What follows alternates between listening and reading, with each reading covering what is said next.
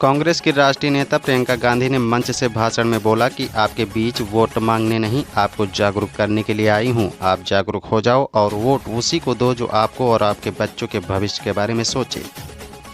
इंदिरा से जमुना और अब ये प्रियंका सिलसिला कुछी से कांग्रेस कर रहा है और ये आगे भी रहेगा। कुछी में अपार जनसमूह ने प्रियंका गांधी के साथ लगाया अब की बार हनी 80 पार। कुछी वैसे भी कांग्रेस का गढ़ माना जाता है। यहां से कीर्तिमान बनाकर जीत हासिल करने वाले वर्तमान विधायक और दोबारा से कांग्रेसी प्रत्याशी सुरेंद्र सिंह हनी बघेल के समर्थन में कांग्रेस की राष्ट्रीय महासचिव प्रियंका गांधी वाड्रा ने आज पूरे विधानसभा क्षेत्र से आए हजारों की संख्या में जनसभा को संबोधित किया और मिलकर मंच से कहा कि अब की बार हनी 80,000 पार का नारा बुलंद किया। अपने तय वक्त से लगभग 1 घंटा देर से पहुंची प्रियंका ने मानव दर्शन करने भर के लिए अपार जनसैलाब उमड़ पड़ा था। जब प्रियंका ने अपनी बात शुरू की तो लगभग 50 मिनट के करीब के भाषण को जनता ने सुना, बल्कि बीच में भी दोहराया कि प्रियंका ने कुछी से अपनी स्वर्गीय दादी की यादों को जोड़ते हुए और कुछी की दबंग नेत्री रही स्वर्गीय जमुना देवी को याद किया और कहा कि अब कुछी में उसी की भूमिका को प्रियंका गांधी आगे बढ़ाएंगी।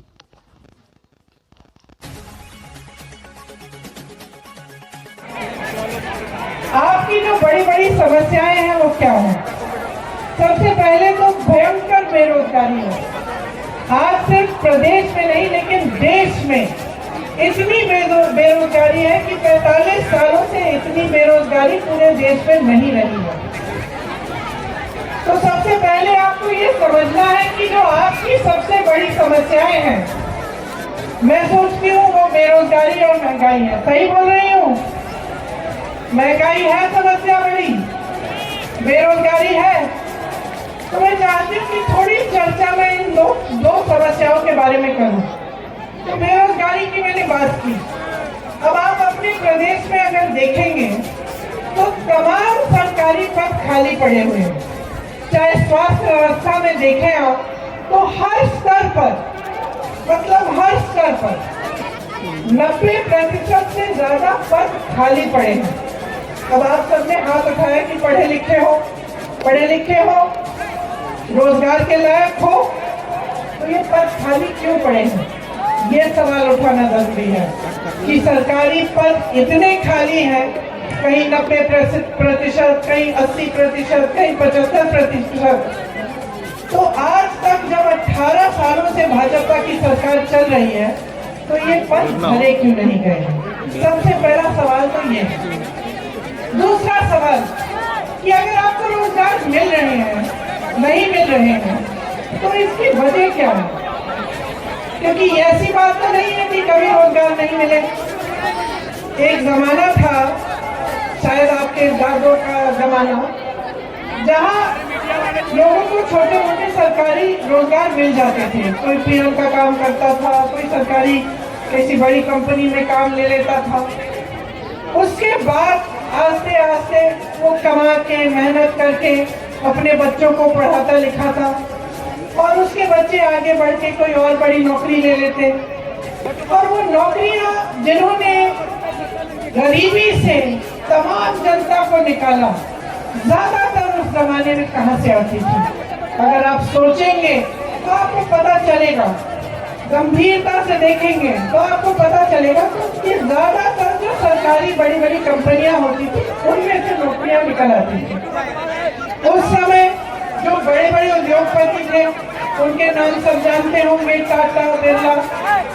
उस समय की बात अगर आप सोचें तो चाहे दांत मंजन से लेके गाड़ियों, साइकिल, ऐसी चीजें जिनका आप हर रोज इस्तेमाल करते हैं, इन्हें वैसे बड़े बड़े उद्योगपति बनाते थे। तो आपको मालूम था कि चलो ये बड़े उद्योगपति हैं, ये काम करते हैं कि ये चीजें बनाते हैं और इससे हमें भी रोजगार मिल रहा है। तो आपको ऐसी फैक्ट्री से, ऐसी कंपनियों से रोजगार मिलता था। तो या तो बड़ी बड़ी सरकारी कंपनियां थी या अगर निजी उद्योगपतियों की थी तो उन चीजों को बनाने का काम करते थे, जहाँ पे लेबर की जरूरत होती थी तो आप लोगों को वहाँ पे भी अपने मेहनत के बल पर नौकरियां मिल जाती। तो आज क्या हो रहा है? आज आप बड़े बड़े उद्योगपतियों के नाम जानते हैं कि नहीं? बताइए। कौन है सबसे बड़े उद्योगपति देश के? अदानी जी। और कोई बता सकता है मुझे कि क्या बनाते हैं? क्या बनाते हैं? गाड़ी, दांत मंजन, ये खंबे, लाउड स्पीकर, घर के लिए से क्या बनाते हैं? सीमेंट क्या बनता है? फेसबुक बनाते हैं। तो ये भी एक जवाब है। आप ये नहीं कह सकते कि क्या बनाते हैं, क्योंकि इनके साथ क्या हो रहा है? जो देश की जनता की जो संपत्ति थी, जो बड़े बड़े सरकारी उद्योग थे, जिनको आपकी मेहनत से बनाया गया, आपके लिए रोजगार बनाने के लिए, उनको मुफ्त में सौंपा गया है। कौड़ियों के दाम पे उनको दिया गया है। एक के बाद एक, चाहे आप BHEL ले, आप HAL ले, चाहे रेलवे ले, जहां से आपको रोजगार मिलता था वो तो उनको सौंप दिए। आपकी संपत्ति उनके पास हो गई। वो कुछ बनाते नहीं है। जो आपने बनाया, इस देश ने बनाया, चाहे वो बंदरगाह हो, चाहे वो एयरपोर्ट हो, चाहे कोई भी बड़ी चीज ले लीजिए, वो उनको सौंपी जा रही है। तो आपके रोजगार कहां से आएंगे? प्रियंका जी को देर करवाने के लिए भारतीय जनता पार्टी की पूरी चाल रही। इंदौर से ही उनको लेट किया गया और उनकी चाल सफल नहीं हुई।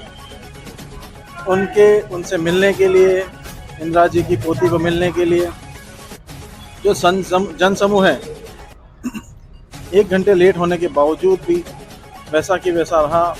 लाखों की संख्या में भीड़ रही। उन्होंने अपनी बात लोगों के बीच में रखी और लोगों ने एक छवि इंदिरा जी की उनमें देखी है। या बड़ा ऐतिहासिक पल है शिकला। अब आप बताइए, 80,000 की पब्लिक है और 2-2 वोट भी आते तो 80,000 पार तो हो ही गए।